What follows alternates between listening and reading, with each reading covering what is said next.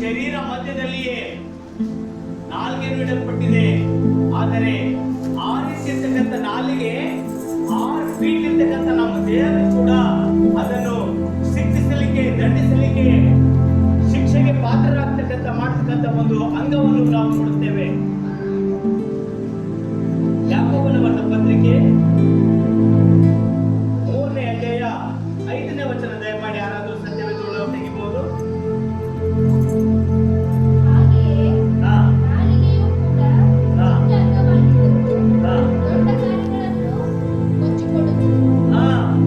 ಯಾಕಂತಂದ್ರೆ ಇಲ್ಲಿ ನಮ್ಮ ದೇಹದಲ್ಲಿ ಬಹಳ ಸಣ್ಣ ಅಂಗದಲ್ಲಿ ಯಾವುದು ನಾಲಿಗೆ. ಕೈ ದೊಡ್ಡದ, ಕಾಲು ದೊಡ್ಡದ, ತಲೆ ದೊಡ್ಡದ, ಹೊಟ್ಟೆ ದೊಡ್ಡದ, ಇವು ಎಲ್ಲದನ್ನು ಅಧೀನದಾಗ ನಾವು ಮಾಡ್ಕೊಳ್ತಿದ್ದೇವೆ. ಎಲ್ಲರ ದಾವತ್ಗಿನ ಕರೆದ್ರು ಅಂತಂದ್ರ ಊಟ ಮಾಡ್ಲಕ್ಕ ಅಲ್ಲಿ 10 ಸಾರಿ ಆಲೋಚನೆ ಮಾಡ್ತಾರೆ. ಹೆಚ್ಚಿಗೆ ಊಟ ಅಂದ್ರ ಹೊಟ್ಟೆ ನೋವು ಉಂಟಾಗ್ತದಪ್ಪ, ಸ್ವಲ್ಪ ಕಡಿಮೆ ಊಟ ಮಾಡ್ರಿ. ಎಲ್ಲಿಗರಿಗಿನ ಕಾಲಡಿಗೆಲಿಂದ ಹೋಗ್ಬೇಕಾಯ್ತು ಅಂದ್ರ 1 ಕಿಲೋಮೀಟರ್ 2 ಕಿಲೋಮೀಟರ್ ನಡಿಬೇಕಂದ್ರ ಕಾಲು ಹೋಯ್ತು, ಸಾಯಂಕಾಲ ನಡೆದ್ರೆ ಹಾಡಂದ್ರಿ. ಆದ್ರ ಯಾವ್ದಾದ್ರೂ ಒಂದು ವಿಷಯದಾಗಿ ನಾವು ಮಾತಾಡೋಕೆ ಪ್ರಾರಂಭ ಮಾಡ್ತೀವಿ ಅಂದ್ರ ಅದಕ್ಕೆ ಬ್ರೇಕೇ ಹತ್ತಲ್ಲ. ಅದು ಸರಿನೋ ತಪ್ಪೋ ಗೊತ್ತಿಲ್ಲ, ಆದ್ರೆ ಗಾಡಿ ಹಿಂಗ್ ಕೊಡ್ತದ, 100 ಸ್ಪೀಡ್ ಕೊಡ್ತಾವ. ಆದ್ರೆ ಪ್ರಿಯ ದೇವ್ರ ಮಕ್ಕಳೇ, ನಾವು ಇವತ್ತು ಒಂದು ಹಾಸ್ಕೊಂಡಿರ್ತಕ್ಕಂಥ ಭಾಗ ಏನಂತಂದ್ರೆ ನಮ್ಮ ಅಂಗಗಳಿಗೆ ಹೇಗೆ ನಾವು ಅಧೀನದಲ್ಲಿ ಇಟ್ಟುಕೊಳ್ಳಬೇಕು, ಹೇಗೆ ಅವುಗಳಿಗೆ ನಾವು ಬಲಪಡಿಸಿಕೊಳ್ಬೇಕು ಎಂಬುದಾಗಿ ಇಲ್ಲಿ ನಾವು ಸತ್ಯವೇದದಲ್ಲಿ ನೋಡ್ತಕ್ಕಂಥವರಾಗಿದ್ದೇವೆ. ಹೋದ್ರಮ್ಮ,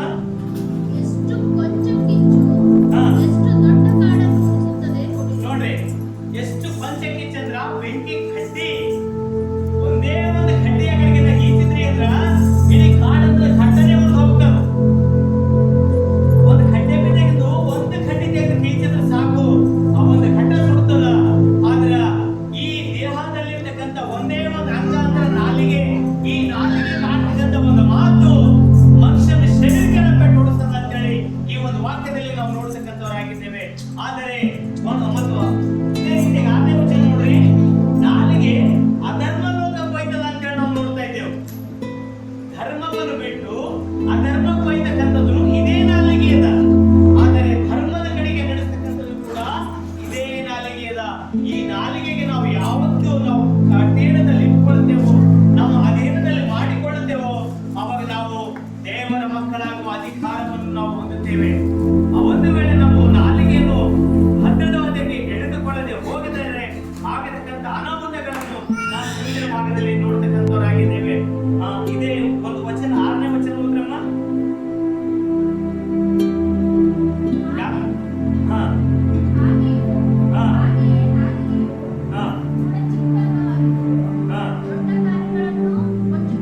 ನೋಡಿ, ಒಂದು ಕಡ್ಡಿ ಸಣ್ಣದಾದ್ರೂ ಕೂಡ, ಬೆಂಕಿ ಸಣ್ಣದಾದ್ರೂ ಕೂಡ ಈಚಿದಾಗ ಈಚಾದಲ್ಲಿ ನೀವು ಡಬ್ಬಿ ಒಂದಲ್ಲಿಗ್ರಿ, ಕಡ್ಡಿ ಒಂದಲ್ಲಿಗ್ರಿ, ಬೆಂಕಿ ಎತ್ತದು, ಅದು ಉರಿ ಹೇಳೋದು.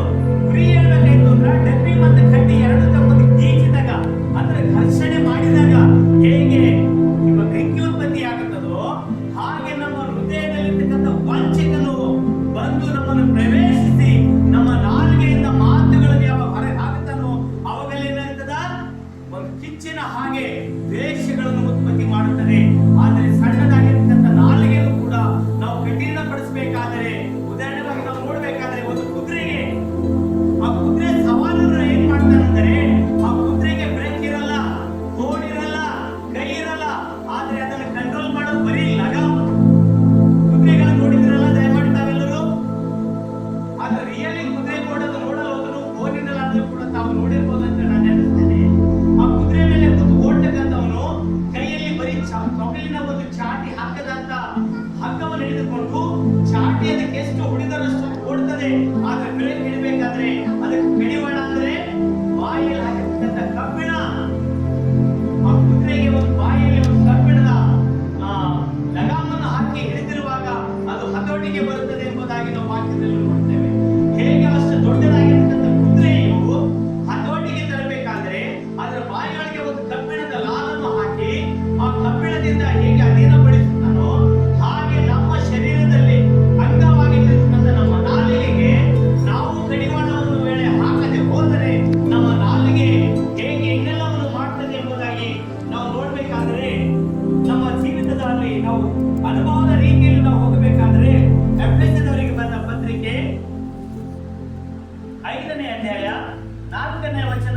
ನೋಡ್ರಿ.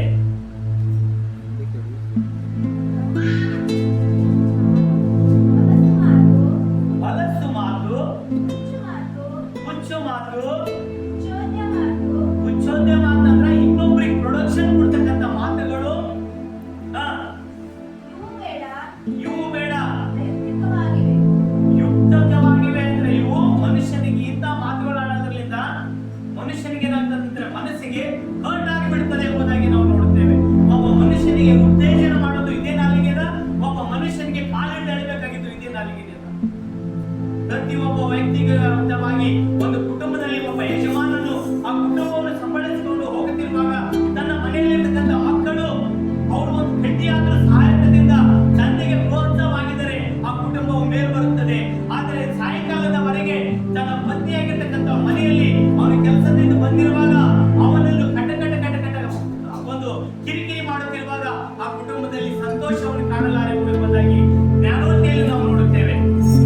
ಹೇಗೆಂತಂದ್ರೆ ಇದೇ ನಾಲಿಗೆ ಮಾತಾಡ್ತಕ್ಕಂಥದ್ದು ನಾಲಿಗೆನೇ ಇದೆ, ಆದ್ರೆ ನಾಲಿಗೆಯಿಂದ ಅಷ್ಟೆಲ್ಲ ಕೆಟ್ಟ ಹೋಗ್ತದೂ ಇದೆ ಮತ್ತು ಗ್ರಹಿಸಿಕೊಳ್ಳೋದನ್ನು ಕೂಡ ಇದೆ. ಈ ನಾಲಿಗೆ ದೇವರು ಒಂದು ಒಳ್ಳೆ ಉಪಯೋಗಕ್ಕೋಸ್ಕರವಾಗಿ ಎಷ್ಟು 32 ವೈರಿಗಳ ಮಧ್ಯದಲ್ಲಿ ನಾಲಿಗೆ ಒಬ್ಬನನ್ನು ಇಟ್ಟಿದ್ದಾನೆ. ಅವನು ಒಂದು ಕ್ಷಣದಲ್ಲಿಯೂ ಕೂಡ ಸಿಕ್ಕಿಬಿದ್ರ ಕತ್ತರಿಸಿಬಿಡ್ತೇನೆ ಅಂತ ಹೇಳಿ 32 ವೈರಿಗಳಿರ್ತಾರೆ ಅವನ ಸುತ್ತ. ನಾವೆಲ್ಲರೂ ಪ್ರಾಕ್ಟೀಸ್ ಮಾಡಿ ನೋಡ್ಬೋದು. ಮಾತಾಡಬೇಕಾದ್ರೆ ಬರೀ ನಾಲಿಗೆಯನ್ನು ಬರಲ್ಲ, ನಮ್ಮ ತುಟಿಗಳಿಂದಲೂ ಬರುತ್ತದೆ. ತುಟಿ ಒಂದು ವೇಳೆ ಹತ್ತದೆ ಹೋದರೆ ಶಬ್ದ ಉತ್ಪತ್ತಿ ಆಗಲ್ಲ. ಕೆಲವು ಮಾತಿಗೆ ನಮ್ಮ ಬಾಯಿಗೆ ಬರತಕ್ಕಂಥ ಸಮಯದಲ್ಲಿ ವೈರಿಗಳೆಂದರೆ ನಮ್ಮ ಹಲ್ಲುಗಳು. ಆ ಹಲ್ಲುಗಳು ನಮ್ಮ ಮಧ್ಯದಲ್ಲಿ ನಾಲಿಗೆ ಇದೆ. ಅದನ್ನು ನಾವು ಬಹಳಷ್ಟು ಸ್ಪಷ್ಟವಾಗಿ ಪೂರ್ಣ ಉಚ್ಚಾರಗಳಿಂದ ನಾವು ಮಾತಾಡ್ತಿದ್ದರೆ ಏನೂ ಇಲ್ಲ. ಆದರೆ ಕೆಲವೊಂದು ಸಾರಿ ಗಡಿಬಿಡಿ ಬಿದ್ದು ನಾವು ಮಾತುಗಳನ್ನು ಆಡುವಾಗ ಹಲ್ಲಿನ ಮಧ್ಯದಲ್ಲಿ ಸಿಕ್ಕಾಕಿಕೊಂಡಿದ್ದರೆ ಆ ಹಲ್ಲುಗಳಿಂದ ನೋವನ್ನು ಅನುಭವಿಸ್ತಕ್ಕಂಥದ್ದು ಯಾವುದಾಗಿರುತ್ತದೆ? ನಾಲಿಗೆ ಆಗಿರುತ್ತದೆ. ಆದರೆ ಈ ಒಂದು ವಿಷಯದಲ್ಲಿ ಇನ್ನು ನಾವು ನೋಡಬೇಕಾದರೆ ರೋಮಪುರದವರಿಗೆ ಬರೆದ ಪತ್ರಿಕೆ 1ನೇ ಅಧ್ಯಾಯ 30ನೇ ವಚನ ತೆಗೆಯಿರಿ. ಕಿವಿ ಹೇಗಿವೆ ಎಂಬುದಾಗಿ ನಾವು ನೋಡಿಕೊಳ್ಳೋಣ. ನಾಲಿಗೆನಾಗಿರ್ತಕ್ಕಂಥ ಮಾತು ಹೇಳ್ತಕ್ಕಂಥದ್ದೇನು? ಕಿವಿ. ನಾಲಿಗೆ ಕೆಲಸ ಏನಿದೆ, ಕಿವಿಯ ಕೆಲಸ ಏನಿದೆ? ರೋಮಪುರದವರಿಗೆ ಬರೆದ ಪತ್ರಿಕೆ 1ನೇ ಅಧ್ಯಾಯ 30ನೇ ವಚನ.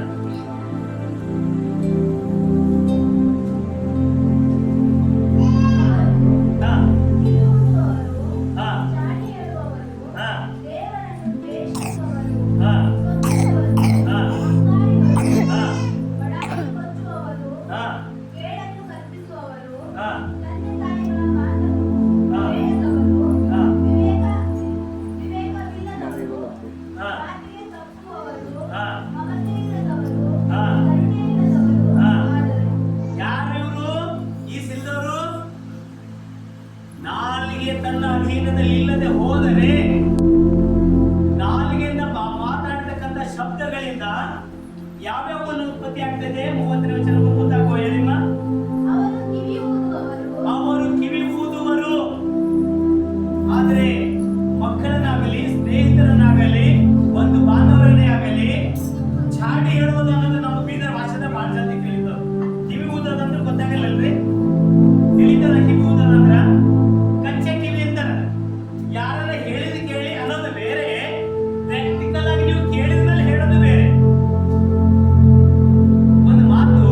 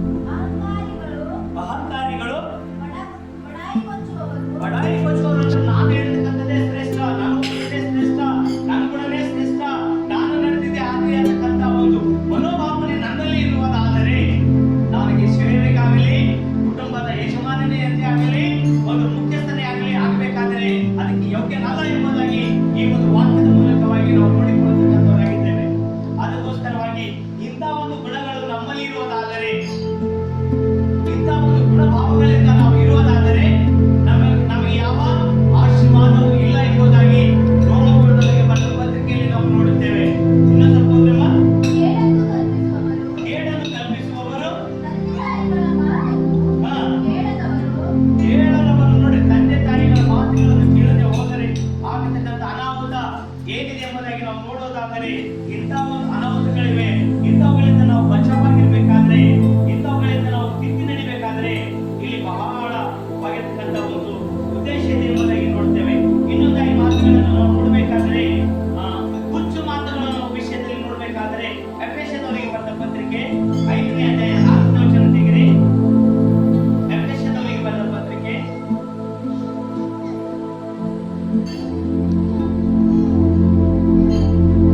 ಎಫೆಸದವರಿಗೆ ಬರೆದ ಪತ್ರಿಕೆ 5ನೇ ಅಧ್ಯಾಯ 4ನೇ ವಚನ.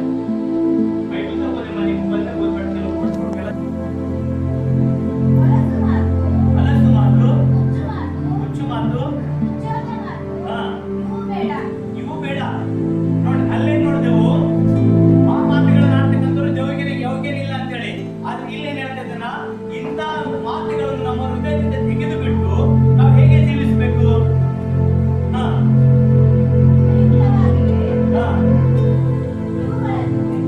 ಇವುಗಳನ್ನು ಬಿಟ್ಟು ದೇವರಿಗೆ ಉಪಕಾರ ಸ್ತುತಿ ಮಾಡುವುದು ಉತ್ತಮ. ಇದೇ ಬಾಯಿಯಿಂದ ಉಚ್ಚೋದ್ಯ ಮಾತುಗಳನ್ನು ನಾವು ಆಡದೆ, ಬಟ್ಟೆ ಕಿಚ್ಚಿನ ಮಾತುಗಳನ್ನು ನಾವು ಆಡದೆ, ಇನ್ನೊಬ್ಬರಿಗೆ ನಿಂದೆಗಳನ್ನು ನಾವು ಆಡದೆ, ಆದ್ರೆ ಈ ನಾಲ್ಗೆ ಯಾಕೆ ಕೊಟ್ಟನು ದೇವರು? ಹಾಗಾರಂದ್ರ ದೇವರಿಗೆ ಸ್ತುತಿ ಮಾಡಲಿಕ್ಕೆ ಕೊಟ್ಟನು, ದೇವರನ್ನು ಕೊಂಡಾಡೋದಕ್ಕೆ ಕೊಟ್ಟನು, ತಮ್ಮ ತಂದೆ ತಾಯಿಗಳನ್ನು ಒಂದು ಸ್ಮರಿಸೋದಕ್ಕಾಗಿ, ಅವರೊಟ್ಟಿಗೆ ಪ್ರೀತಿಯನ್ನು ಮಾತಾಡೋದಕ್ಕಾಗಿ ಈ ನಾಲ್ಗೆಯನ್ನು ದೇವರು ನಮ್ಮನ್ನು ಕೊಟ್ಟಿದ್ದಾರೆ. ಹೌದಮ್ಮ?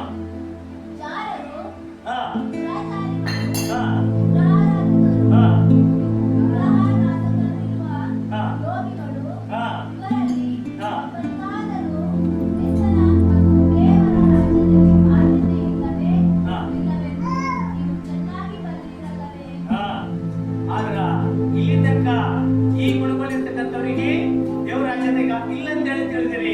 ಆದ್ರ ಇದುವರೆಗೂ ನಡೀತಿರ್ತಕ್ಕಂಥ ಗುಣಗಳು ಹೇಗಿದ್ದವು ಗೊತ್ತಿಲ್ಲ. ಆದರೆ ಕ್ರಿಸ್ತನಲ್ಲಿ, ಯೇಸು ಕ್ರಿಸ್ತನ ಹೆಸರಿನಲ್ಲಿ ನೀವು ದೀಕ್ಷಾಸ್ನಾನವನ್ನು ಹೊಂದಿ ಕ್ರಿಸ್ತನ ಮಕ್ಕಳಾಗಿದ ಬಳಿಕ ಹೀಗೆ ಈ ಒಂದು ಸ್ಥಿತಿಯಲ್ಲಿ ನೀವು ಹೇಗಿರ್ಬೇಕು ಎಂಬುದಾದರೆ ಇದೇ 8ನೇ ವಚನ ಓದ್ರಿ. ಎಫೆಸದವರಿಗೆ ಬರೆದ ಪತ್ರಿಕೆ 5ನೇ ಅಧ್ಯಾಯ 8ನೇ ವಚನ ಓದ್ರಿ. ನೀವು ಹಿಂದಿನ ಕಾಲದಲ್ಲಿ ಕತ್ತಲೆಯಾಗಿದ್ರಿ ಅಂದ್ರ ನೀವು ದೀಕ್ಷಾಸ್ನಾನ ಹೊಂದೋದಕ್ಕಿಂತ ಮುಂಚಿತವಾಗಿ ಕತ್ತಲವಾಗಿರ್ತಕ್ಕಂಥ ಜೀವಿತ ಇತ್ತು. ಕತ್ತಲಿಂತಂದ್ರೆ ಇಂತಿಂತ ಗುಣಗಳೆಲ್ಲ ನಮ್ಮ ಹತ್ರ ಇತ್ತು, ನಮ್ಮ ನಡವಳಿಕೆ ಹೇಗಿತ್ತು ನಮ್ಗೆ ಅರಿಯಿತು. ಆದ್ರೆ ಇವಾಗ ಈ ಒಂದು ಸಿಚುವೇಶನ್ಗಳಲ್ಲಿ ನೀವು ದೀಕ್ಷಾಸ್ನಾನವನ್ನು ಹೊಂದಿರುವಾಗ ಕ್ರಿಸ್ತನ ಮಕ್ಕಳಾಗಿ, ಕ್ರಿಸ್ತನ ಅನ್ವಯಿಗಳಾಗಿ ಹೇಗೆ ಜೀವಿಸಬೇಕೆಂಬುದಾಗಿ ಹಾಗೆ ಹೋದ್ರಿ.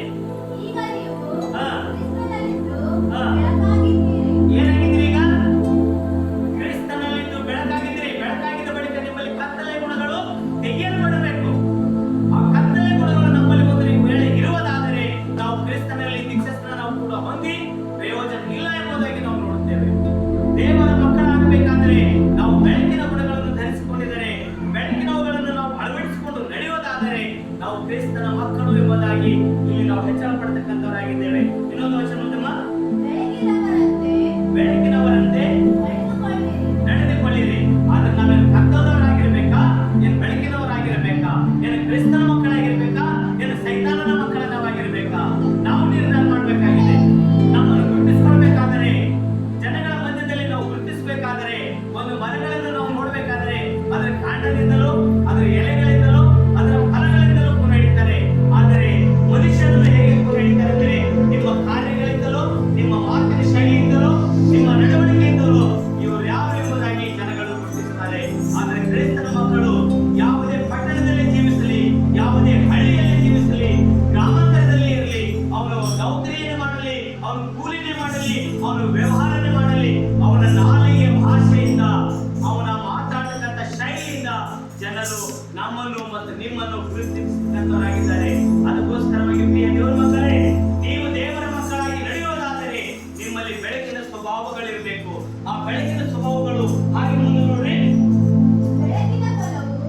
ಬೆಳಕಿನ ಫಲವು ಉಪಕಾರದಲ್ಲಿಯೂ, ನೀತಿಯಲ್ಲಿಯೂ, ಸತ್ಯದಲ್ಲಿಯೂ ಕಾಣಿಸಿಕೊಳ್ಳುತ್ತದೆ. ಒಂದು ಗಿಡಕ್ಕೆ ನೀವು ನೋಡ್ರಿ ಅಂದ್ರೆ ಆಂಗ್ಲೆ ಹಚ್ಚವ, ಬೇಸಾಯ ಹಚ್ಚವ ಪೂರ ಹೆಂಗಿದ್ರಿ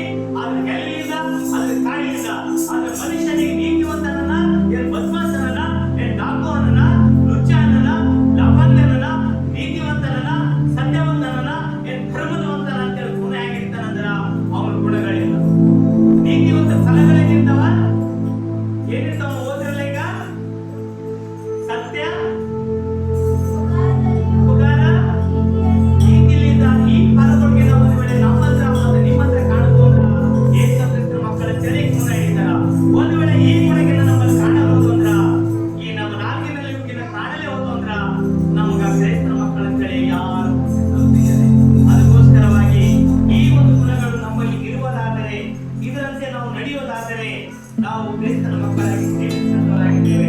ಅದೇ ರೀತಿಯಾಗಿ ಎರಡನೇ ತಿಮೋಥಿ 2ನೇ ಅಧ್ಯಾಯ 14ನೇ ವಚನ ದಯಮಾಡಿ.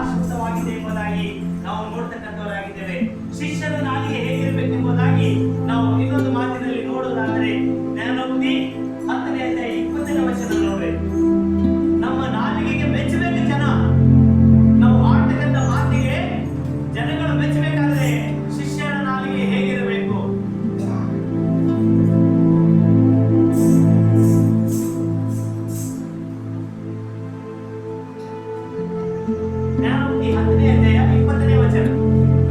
ಇದುವರೆಗೆ ನೋಡಿದೆವು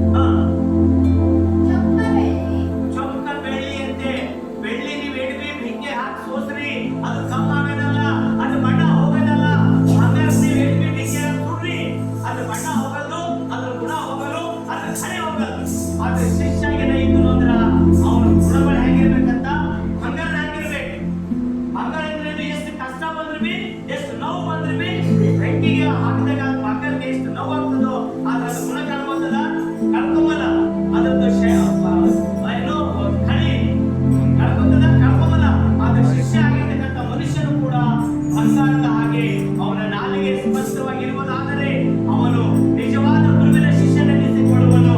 ಅದೇ ರೀತಿಯಾಗಿ ಜ್ಞಾನೋಕ್ತಿ 15ನೇ ಅಧ್ಯಾಯ 14ನೇ ವಚನವನ್ನು ನೋಡ್ರಿ. ಇದು 4ನೇ ವಚನ. ಜ್ಞಾನೋಕ್ತಿ 15ನೇ ಅಧ್ಯಾಯ 4ನೇ ವಚನ.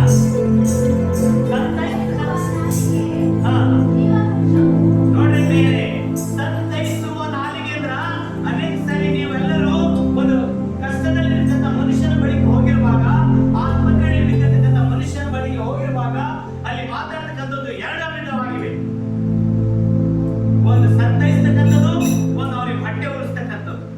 ಅದು ಹೇಗೆ ಅಂದ್ರೆ ನಮ್ಮ ಬೀದರ್ ಶೈಲಿಯಲ್ಲಿ ನಾನು ನಿಮ್ಮನ್ನು ಹೇಳ್ತಕ್ಕಂಥದ್ದಾಗಿದ್ದೀನಿ. ಏನಂದ್ರೆ ಅವ್ರಿಗೆ ಬಟ್ಟೆ ಉಳಿಸೋದಂದ್ರೆ ಹೇಗೆ ಅಂತಂದ್ರೆ, ಒಂದು ಉದಾಹರಣೆವಾಗಿ ತಿಳ್ಕೊಬೇಕಂದ್ರೆ ಆಸ್ಪತ್ರೆಯಲ್ಲಿ ಬಿದ್ದಿರ್ತಕ್ಕಂಥ ಮಗನಿಗೆ ಅಥವಾ ಮಗಳಿಗೆ ಅಥವಾ ವ್ಯಕ್ತಿಗೆ ಹೋಗಿ ಮಾತಾಡುವಾಗ, ಅಯ್ಯೋ ನೀ ಒಳ್ಳೆ ನಿನಗೆ ಹೇಗಾಯ್ತೋ ಯಪ್ಪ ಅಂದ್ರ ಮತ್ತಿಟ್ಟು ದುಃಖ ಆಗ್ತದ ಅವನಿಗೆ. ಯಾಕೆ ದುಃಖ ಆಗ್ತದ?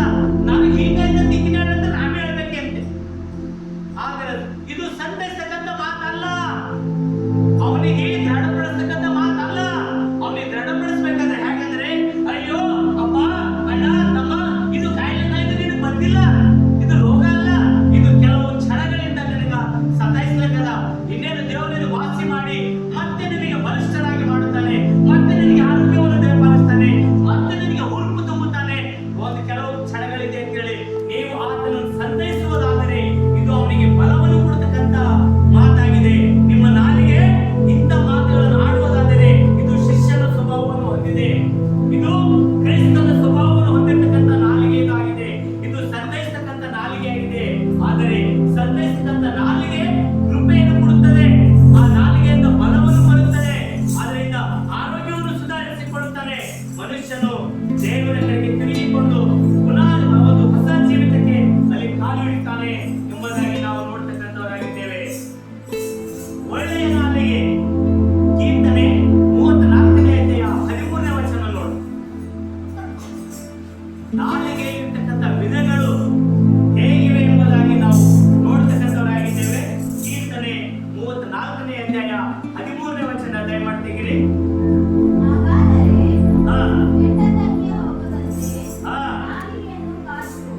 ಏನ್ ಕಾತ್ಕೋಬೇಕು? ಕೆಟ್ಟದನ್ನಕ್ಕೆ ಹೋಗದಂದ್ರ ಇನ್ನೊಬ್ಬರ ವಿಷಯದಲ್ಲಾಗಲಿ, ನನ್ನ ಕುಟುಂಬದ ವಿಷಯದಲ್ಲಾಗಲಿ, ನನ್ನ ಸ್ನೇಹಿತರ ವಿಷಯದಲ್ಲಾಗಲಿ, ನಮ್ಮ ಸಹೋದರ ವಿಷಯದಲ್ಲಾಗಲಿ ಮಾತಾಡಲಿಕ್ಕೆ